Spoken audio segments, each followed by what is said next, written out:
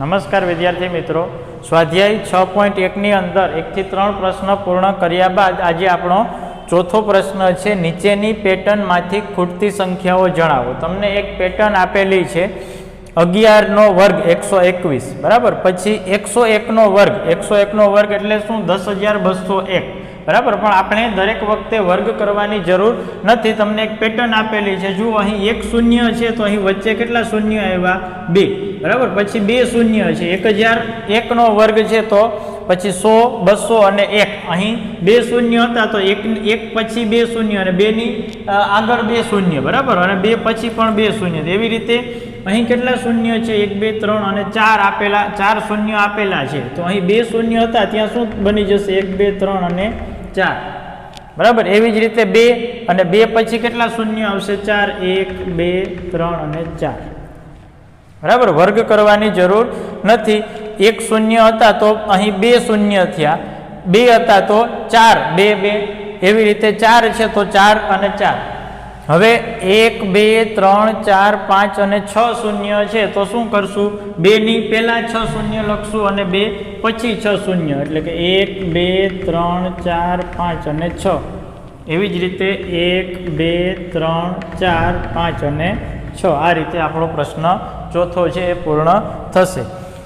ત્યારબાદ 5મા પ્રશ્નની અંદર પણ તમને પેટર્ન આપેલી છે, ઓના જેવી જ પેટર્ન છે, થોડોક ફેરફાર છે. જુઓ 11 નો વર્ગ છે 121, 101 નો વર્ગ 10,201, પછી 1001 હતું એની બદલે હવે શું છે? 10,101, એટલે કે શૂન્ય છે એ વચ્ચે 2 શૂન્ય આવે છે અને અહીં 1 છે, બરાબર. આ પેટર્ન છે, તમે કોઈ પણ રીતે એનો ઉકેલ મેળવી શકો. હવે અહીં જુઓ આ 2 1ની સંખ્યા 2 હતી, 1 અને 1 2, તો અહીં વચ્ચે કેટલા આવ્યા? 2, બરાબર. 1, 2 અને 3, તો અહીં કેટલા આવે છે? 3, એટલે કે 10, 20, 30. પછી શું પાછું? 20 અને 1. 20 અને 1 તો બધામાં આવશે જ છેલ્લે. 20, 1, બરાબર. તો 201 કયો? 201. એવી રીતે 1, 2, 3, 4, 4 શૂન્ય છે, સોરી 4, 1 છે, બરાબર. 1 ની સંખ્યા કેટલી છે? 4. તો અહીં શું લખશું? 10, 20, 30, 40, બરાબર. અહીં 3 હતા તો શું લખ્યું? 10, 20, 30. 4 છે તો 10, 20, 30, 40 અને 40 પછી શું? પાછું 30, 20 અને 1. સમજાણો? બરાબર. એવી રીતે હવે તમને આપેલ છે 10, 20, 30, 40, 50, 40, 30, 20, 1. તો અહીં 50 છે તો 1 કેટલા હોવા જોઈએ? 5, બરાબર. 1 પછી 2, 3, 4, 5. 1, 2, 3, 4 અને 5, બરાબર. 5, 1 આવશે અને અહીં થશે વર્ગ 10, 10, 10, 10 અને 1 નો વર્ગ, બરાબર. એટલે આપણે મળશે 10, 20, 30, 40, 50, બરાબર. 1, 2, 3, 4 અને 5 એકડા મળે છે, બરાબર. આ રીતે આપણો પ્રશ્ન 5મો હતો. ત્યારબાદ 6થો પ્રશ્ન છે, નીચેની રીત મુજબ ખૂટતી સંખ્યાઓ શોધો. તમને એક પેટર્ન ટાઈપનો એક પ્રશ્ન છે. અહીં 1 નો વર્ગ વત્તા 2 નો વર્ગ વત્તા 2 નો વર્ગ બરાબર 3 નો વર્ગ, બરાબર. 1 નો વર્ગ કેટલો થાય? 1 થાય. 2 નો વર્ગ 4 ને 2 નો વર્ગ 4, 4 ને 4 8, 8 ને 1 9, 9 એટલે શું? 3 નો વર્ગ. પણ આપણે ગણતરી કરવાની નથી. કઈ રીતે ઉકેલશું? જુઓ, 2 નો વર્ગ વત્તા 3 નો વર્ગ બરાબર 6 નો વર્ગ. હવે 1 નો અને પહેલી અને બીજી સંખ્યાનો ગુણાકાર કરીએ, બરાબર. તો 1 નો અને 2 નો ગુણાકાર કેટલો થાય? 2. તો અહીં 2 નો વર્ગ. 2 નો વર્ગ એટલે શું? એના પછીની સંખ્યા, બરાબર. એવી રીતે 2 અને 3 નો ગુણાકાર 6, તો અહીં આવેલ છે 6 નો વર્ગ. 6 પછીની સંખ્યા 7. એવી રીતે 4 અને 3 નો ગુણાકાર, 4 નો 3 નો ગુણાકાર કેટલો? 4 તેરી 12, તો 12 નો વર્ગ. એટલે જવાબમાં છેલ્લે આપણે આપેલ છે 13. તો અહીં શું થશે? 4 ને 5, 4 ને 5 9, બરાબર. આપણે ગુણાકાર કરવાનો છે 4 ગુણ્યા 5. ફરીથી સમજાવું છું. 1 ગુણ્યા 2 એટલે 2, 2 ગુણ્યા 3 એટલે 6, 3 ગુણ્યા 4 એટલે 12, 4 ગુણ્યા 5 એટલે 20. તો અહીં થશે 20 નો વર્ગ. હવે છેલ્લી જે 2 સંખ્યાઓ છે, આ બંને સંખ્યાની વાત કરું છું, એ ક્રમશઃ સંખ્યાઓ છે. 2 પછી 3, 6 પછી 7, 12 પછી 13, 20 પછી 21, 30 પછી 31, બરાબર. તો હવે અહીંયા કેવી આ પ્રશ્નની અંદર કઈ સંખ્યાઓ મૂકીશ તો એ 5 સાથે એનો ગુણાકાર કરતા જવાબ 30 મળે. આપણે જોયું કે આ 2 સંખ્યાઓનો ગુણાકાર છે, બરાબર. તો અહીં શું મૂકીશું તો ગુણાકાર મને 30 મળશે. તો અહીં થશે 6, 5નો વર્ગ વત્તા 6નો વર્ગ, 5 ગુણ્યા 6 એટલે 30, અહીં આપેલા છે 30 અને 31. એવી જ રીતે 6 અને 7, 7 6 42નો વર્ગ અને છેલ્લે 42 પછીની સંખ્યા કઈ? 43. બરાબર, આ રીતે આપણો પ્રશ્ન 6 છે એ પૂર્ણ થશે. 7મો પ્રશ્ન છે સરવાળાની ક્રિયા વિના સરવાળો મેળવો. તમને પ્રશ્ન 1ની અંદર સંખ્યાઓ આપેલી છે 1 વત્તા 3 વત્તા 5 વત્તા 7 વત્તા 9. હવે તમારે સરવાળો કરવાનો નથી, સરવાળાની ક્રિયા કરવાની નથી, કે સરવાળાની ક્રિયા કર્યા વગર તમારે સરવાળો છે એનો જવાબ આપવાનો છે. હવે જુઓ, આ દરેક સંખ્યાઓ છે એ ક્રમિક એકી સંખ્યાઓ છે, એકી સંખ્યાઓ છે અને ક્રમિક છે. 1 પછી 3, 5, 7 અને 9. તો આ કુલ કેટલી સંખ્યાઓ છે? 5 સંખ્યાઓ છે. એટલા માટે હું લખું છું પહેલી 5 ક્રમિક એકી સંખ્યાઓનો સરવાળો. પહેલી 5 ક્રમિક એકી સંખ્યાઓનો સરવાળો. પહેલી 5 ક્રમિક એકી સંખ્યાઓનો સરવાળો. કેટલી સંખ્યાઓ છે? 5. તો અહીં લખશું 5નો વર્ગ. 5 સંખ્યાઓ છે તો શું લખશું? 5નો વર્ગ. 5નો વર્ગ એટલે શું? તો આપને જવાબ મળશે 25. આમાં મેં ક્યાંય સરવાળાની ક્રિયા કરેલી નથી, છતાં પણ એનો જવાબ 25 આવશે. આપણે ગણીએ, 3 ને 1 4, 4 ને 5 9, 9 ને 9 18, 18 ને 7. બરાબર, 18 વત્તા 7 કરશો તો 25 મળશે. એવી રીતે બીજા અને ત્રીજા પ્રશ્નની અંદર આપણે ગણશું 1 2 3 4 5 6 7 8 9 અને 10. પહેલી 10 ક્રમિક એકી સંખ્યાનો સરવાળો બરાબર 10નો વર્ગ. બરાબર, આ રીતે લખશું. પહેલી 10 ક્રમિક એકી સંખ્યાઓનો સરવાળો. ક્રમિક, આ રીતે આપણે એકી સંખ્યાઓનો સરવાળો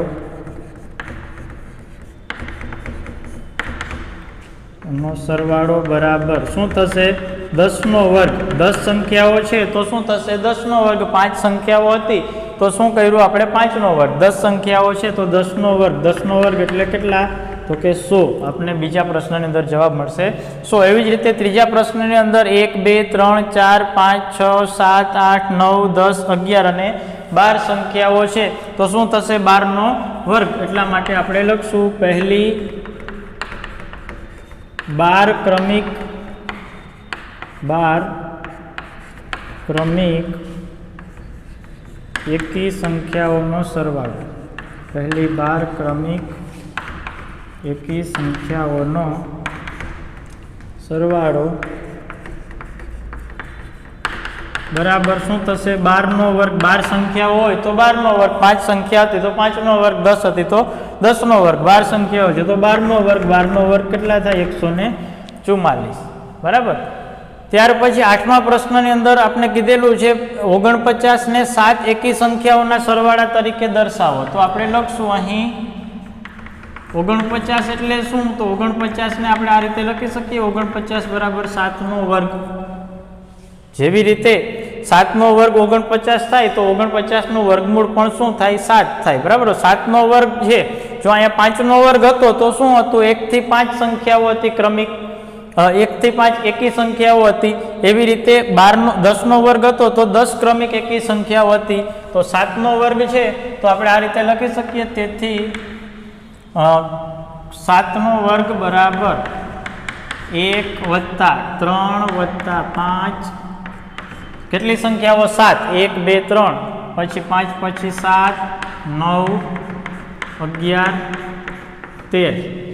1 2 3 4 5 6 અને 7 સંખ્યાઓ ક્રમિક એકી સંખ્યાઓ છે.